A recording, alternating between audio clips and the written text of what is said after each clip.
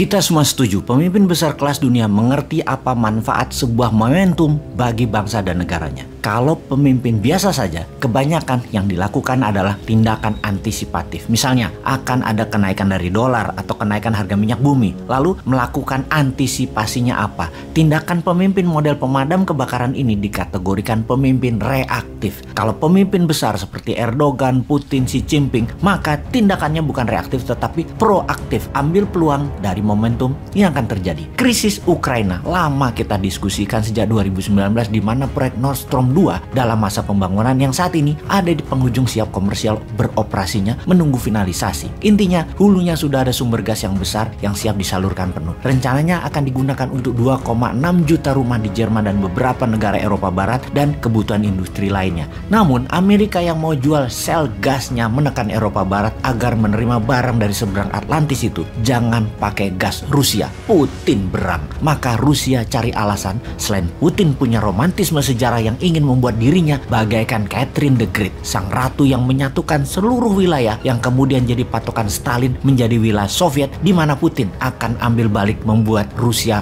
baru. Alasannya Putin tidak mau NATO ada di pagar Rusia. Kalau NATO masuk, negara yang diambil NATO tersebut akan dianeksasi, diserbu, dan diambil. Kembali ke Xi Jinping. Dalam masa yang cepat, Xi Jinping dan Putin baru saja menandatangani sebuah kontrak dagang senilai 118 billion dolar untuk transaksi Tiongkok beli minyak dan gasnya Rusia. Dengan tawaran tersebut, kalau gas Rusia tidak ke Eropa Barat, sebagian diambil Tiongkok. Itu jenius. Lalu apa yang Tiongkok akan lakukan? Begini, kalau mau melihat sebuah negara, jangan melihat negara tersebut dalam jangka pendek. Lihatlah kelakuan mereka selama mereka bernegara. Tiongkok dalam 70 tahun terakhir adalah Tiongkok yang sama sejak awalnya negara ini berdiri, terlepas di bawah pemimpin yang namanya Mao Zedong, Deng Xiaoping, sampai pemimpin saat ini, Xi Jinping. Sama cara melihat diri mereka sendiri atau geostrategi dan geopolitik negara mereka. Sama juga dengan cara mereka melihat dunia di luar mereka atau nation interest-nya. Selalu sama. Cara bertindaknya saja yang berbeda-beda. Namun visinya, pandangannya, cara melihatnya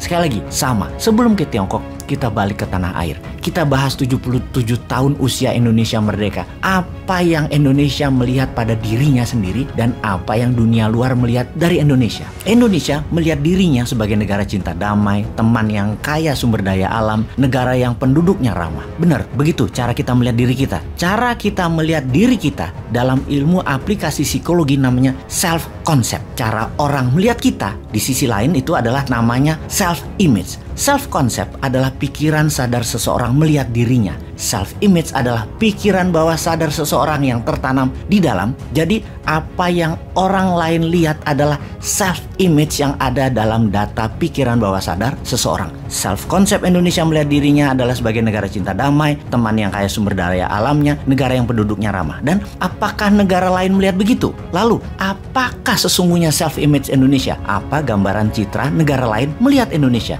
Indonesia itu di buku putih Departemen Pertahanan negara tetangga seperti negara Malaysia, Singapura, Australia melihat Indonesia adalah ancaman karena Indonesia citra dirinya yang dibaca oleh mereka adalah negara agresor. Sesungguhnya bawah sadar aslinya Indonesia itu adalah negara pejuang, negara global player, pengendali atau domination country yang semua itu dimainkan dengan baik oleh Gajah Mada, Hang Tuah, Prameswara, Sriwijaya dan hingga presiden pertama kita, Soekarno. Karena itu, bagi negara yang butuh Indonesia, tidak boleh hadir lagi pemimpin Indonesia yang agresor, yang berani, yang punya jaringan internasional, yang banyak referensi berpikir dengan buku, dan dikelilingi orang cerdik pandai level dunia. Tidak boleh ada lagi. Negara dengan pemimpin besar sangat peduli dengan negaranya, akan selalu mengawasi negara yang punya sumber daya alamnya agar bisa selalu mereka kendalikan. Saat ini, tentunya pemimpin Tiongkok Xi Jinping dan siapapun pemimpin Amerika penting mengambil kendali kepatuhan Indonesia. Inilah mengapa konsep Newman yang tidak akan patuh pada Tiongkok dan Amerika ditentang banyak orang yang kena doktrin old mind.